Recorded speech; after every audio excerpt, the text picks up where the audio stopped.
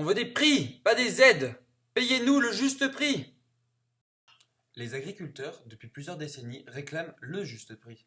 Mais peut-il vraiment y en avoir? C'est cette question que nous aborderons dans cette petite vidéo.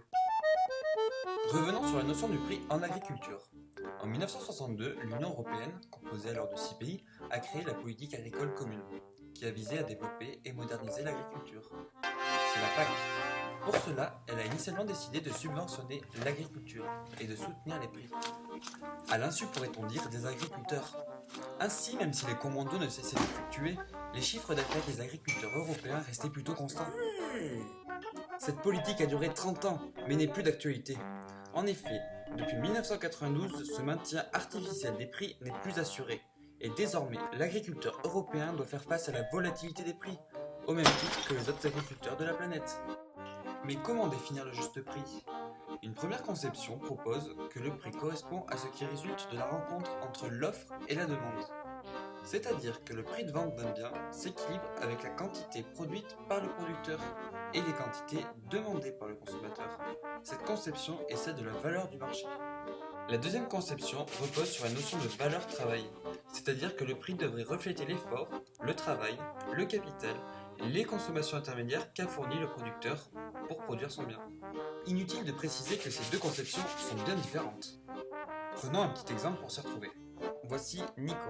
Ce jeune agriculteur a travaillé 15 ans en tant que céréalier.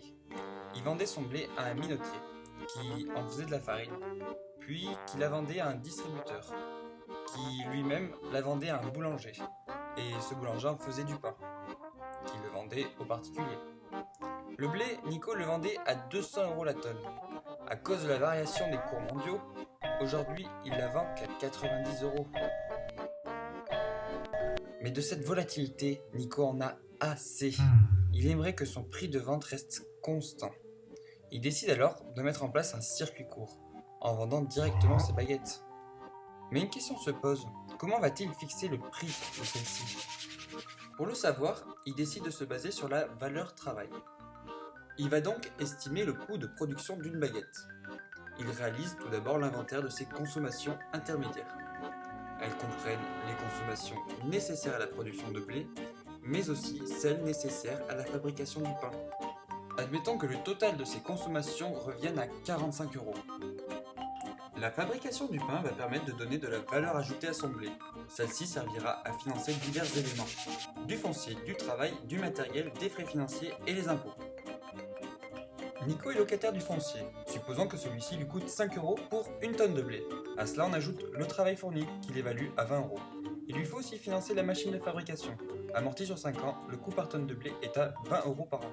Le remboursement de ses frais financiers et les impôts sont estimés à 5 € par an. Donc son blé a un coût fixe de 55 € par tonne. À cela, on ajoute ses consommations intermédiaires de 45 € pour obtenir le prix du pain de Nico, soit 100 € pour 100 baguettes, autrement dit 1 € la baguette. À ce prix, l'ensemble de ces dépenses seront couvertes. À présent, voici Charlène, jeune agricultrice ayant les mêmes projets que Nico. À la différence de celui-ci, ses parents lui ont donné leur foncier. Il ne lui coûte rien. De plus, elle pense qu'elle peut rémunérer son travail avec 15 € et qu'elle peut amortir son matériel plus longtemps pour un coût de 10 €. Ayant une épargne au départ, elle n'a pas emprunté d'argent et n'a donc pas à supporter les frais financiers. Et pour finir, les impôts qui lui coûtent 5 €. Elle obtient une somme de 30 €. De la même manière, on ajoute les consommations intermédiaires qui sont identiques à celles de Nico, soit au total un coût de 75 € pour les 100 baguettes, c'est-à-dire 75 centimes la baguette. Ainsi, pour un même produit, le coût de revient peut être différent selon les agriculteurs. Et comme nous l'avons vu, ces deux prix sont justifiés. Alors, quel serait le juste prix? 75 centimes? 1 €? Pour une même baguette? Vous en pensez quoi, vous?